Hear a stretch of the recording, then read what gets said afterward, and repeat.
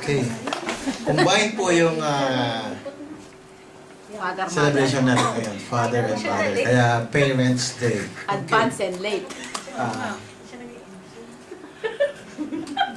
One word na isi-share ko ngayon sa inyo.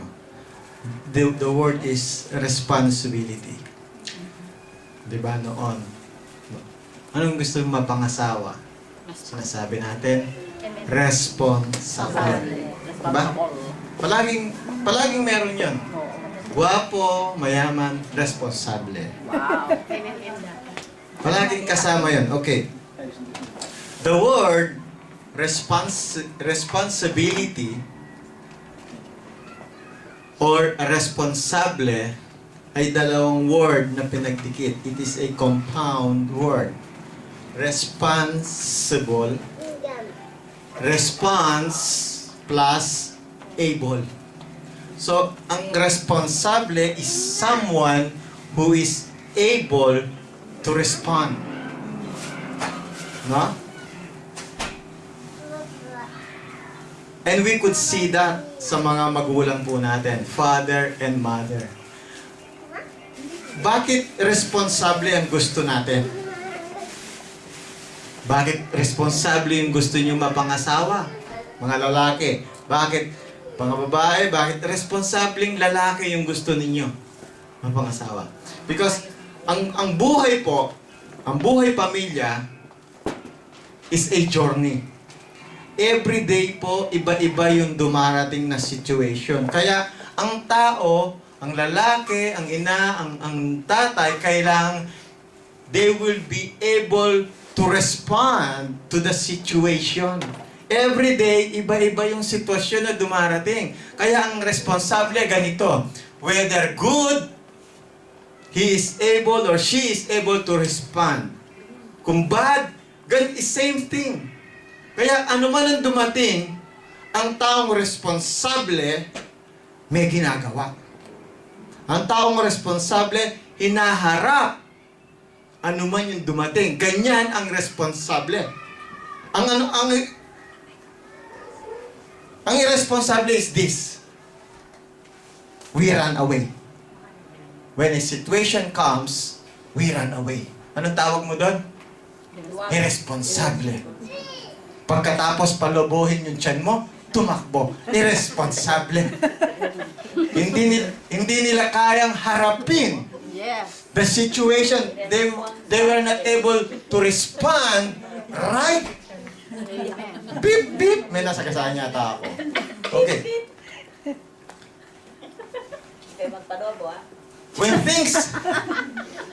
When things comes, dapat andun ka.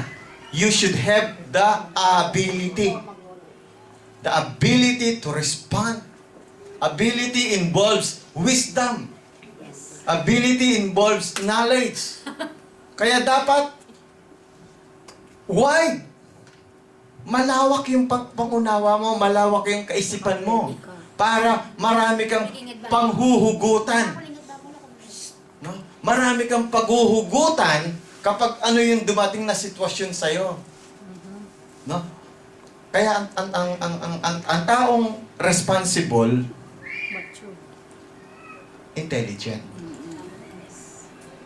Ang irresponsable, bobo. Ropor, lasit. Nasa ropor na, nasa gulo pa na ropor. Tapos palagi nasa tabi ng pintuan palabas. Ayan, yun. Okay. Madali kasi tumakbo. Yan ang, ayun. Oh. Pero hindi siya irresponsible. Okay. Ang mga magulang po natin, kung ano ka ngayon, it's because naging responsable sila. Wala sa atin po, I believe, no? Hindi lahat sa atin, nung tayo po yung mga nag-aaral pa lamang, ganun tayo ka-rich. I mean, ang mga parents natin, ganun, kung ano hiningi natin, kayang-kaya, no? Papasok ka lang, naka-Spartan ka lang. Papaluwagin ba? Pag-ubos na yung eraser mo, yung Spartan mo, ginagawa mong eraser. Uy! Di ba? Hindi yung naranasan yun. Putulin mo. Yes. Diba? Wala kang pambili. Oh. Yung sapatos mo. Pero, ang mga magulang po natin, ginagapang nila tayo. Oo. Para makatapos ka ng elementary, high school, college, hanggat mag-college ka. Kahit makipaglabada sila para lamang mapatapos ka nila because they want to be responsible parents.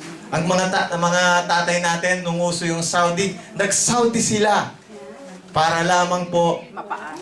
mapatapos tayo. They want to be responsible. Kasi ang pagpapamilya po ay malaking responsibilidad.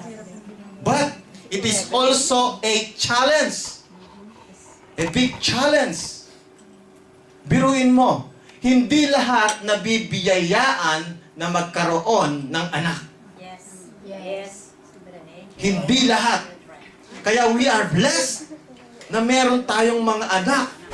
Ang mga magulang natin, they are blessed kasi naipanganak tayo. Amen. Kahit gaano man sila kayaman, pagsarado yung womb nila. No? So, kapag binigyan ka ng anak ng Diyos, ibig sabihin, God is challenging you. Kaya mo bang palakihin itong ibibigay ko sa iyo? So, responsibility or parenthood is a what? A test of your management, of a test of being a good steward sa lahat ng ibinibigay ng Diyos sa atin. Lahat po yan, hiram. Ang mga anak natin, hiram. Kaya ang mga asawa natin, hiram. Pinahiram ng Diyos. Kaya maging responsable po tayo. Ang mga pinahiram,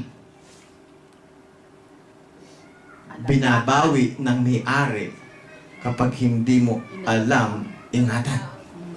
Kung hindi ka naging responsable sa mga ipinahiram ng Diyos, kukunin po niya ito.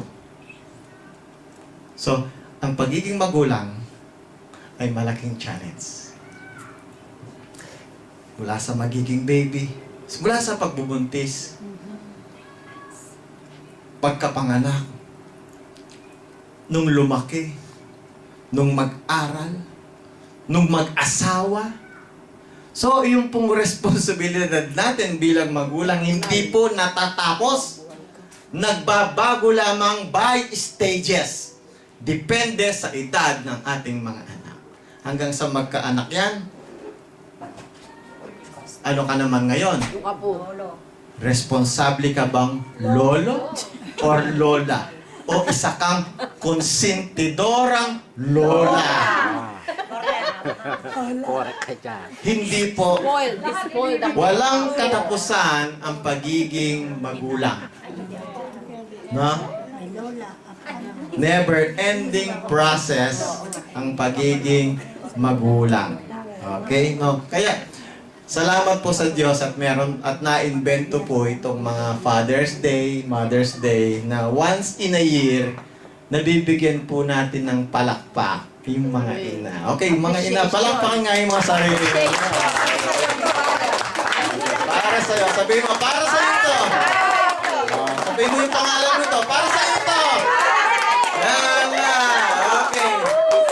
O, kasi hindi kayo pinalakpakan ng mga asawa niyo. Palakpakan niyo yung mga sarili ninyo.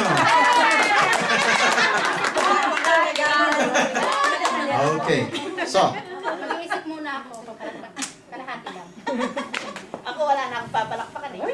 remember, Mag-iisip muna ako malaki. ang responsable Palakpakan yung is a person who is always able to respond. Day or night, light or dark. Kaya nga, di ba, ang pag-aasawa na sabi, for richer, for poor. in sickness, And in health. ibig sabihin, anuman yung sitwasyon, nandoon ka, nakatayo ka. Okay? Stick together. Ganyan po yan. Para kayong na mighty band. Para walang tatakbo.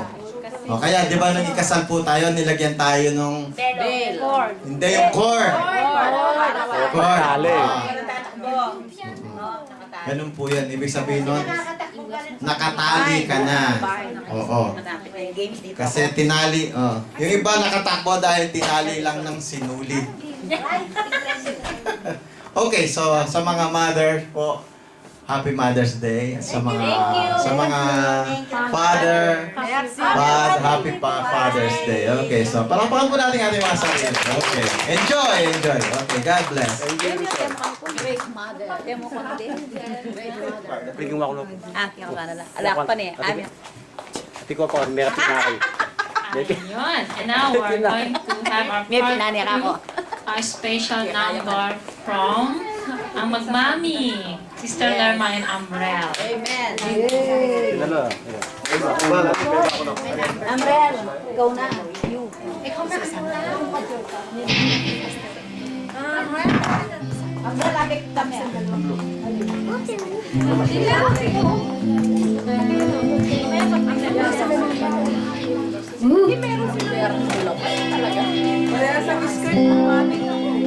Para po sa inyong lahat. Pangbata po, ano lang ako.